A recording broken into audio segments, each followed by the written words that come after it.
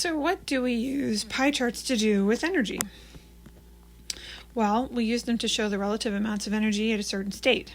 So let's look at an example. So we're going to draw the pie charts for a ball that is thrown up from a ground level and comes back down. So the system is the ball and Earth. Is our system open or closed? Well, in this case, our system is closed. How do we know? That's because we've included everything. So we've got the ball and we've got Earth. Everything's there. That means that we're going to have everything in our system.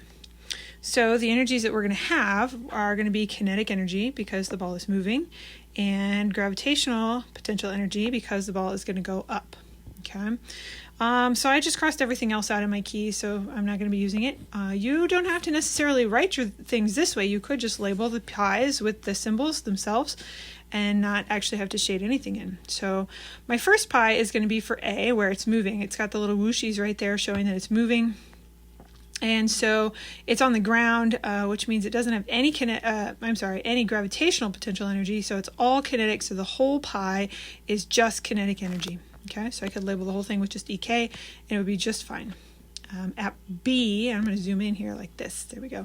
At B, it's up off the ground.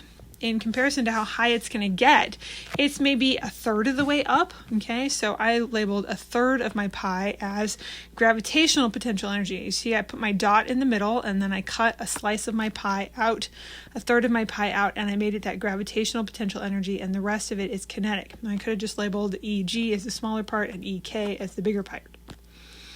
Now, once it gets all the way up, it's going to stop, which means it's not going to have any kinetic energy. So none of that pie is kinetic energy, and it's all gravitational potential energy. I could have just written EG in there instead. And then as it comes back down, it's just a little bit more than a third this time. So I kind of made my pie, actually made it about the same. Kinetic energy, it's speeding up as it comes back down, but it's still higher up than it is at B. So it's a bigger part for that gravitational potential energy. And then once it gets all the way back down, there's no more gravitational potential energy. So it's all kinetic again. It's going as fast as it can. In fact, it's going the same speed, right? Because it has the same amount of kinetic energy.